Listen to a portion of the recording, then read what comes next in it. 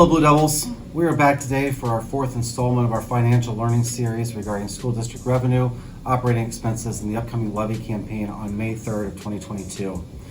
As we talked about in our last episode, fiscal responsibility is a really important aspect here in our district. And we talked much about the last time being on the ballot for new operating funds was in 2009. So there have been a number of ways in which the school district has learned to utilize the income and revenue that we have to continue to allow for our school district to operate in as successful way as possible. Jen, could you talk a little bit about fiscal responsibility and the importance it has here in our district? So Jason, the Board of Education takes fiscal responsibility very seriously. Recently, the Board of Education adopted a strategic plan that includes fiscal responsibility and transparency. And that is one of the four key areas in the strategic plan that we've really worked hard on during this last year of implementation to make sure we are doing things in a fiscally responsible and transparent way. I think it's also important to note that as part of fiscal responsibility, the district has really had to undergo some reduction in costs. Back in 2019, as we've stated before, there was a plan at that time to know that there was new operating levy needs coming.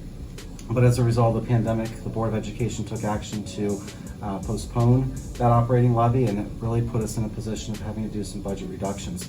And over the last couple of years, we've seen about $1.8 million worth of reductions in costs, but still providing many of the same services. Can you talk a little bit more about that for us? Exactly. With the reductions, basically the district has been tasked with providing the same services to our students with no new revenue sources. So in other words, what that's really meaning is we're deficit spending. We continue to spend money in more than what we are receiving in. Is that correct? That's correct. That obviously is something I think we can all relate to a little bit. If we're spending more money than what we're bringing in, that's going to create a real problem for us in the long term. And that is where we are as a school district. We'd like to once again thank all of you for joining us. Hopefully this is helpful to all of you. We will be back with our next episode next week.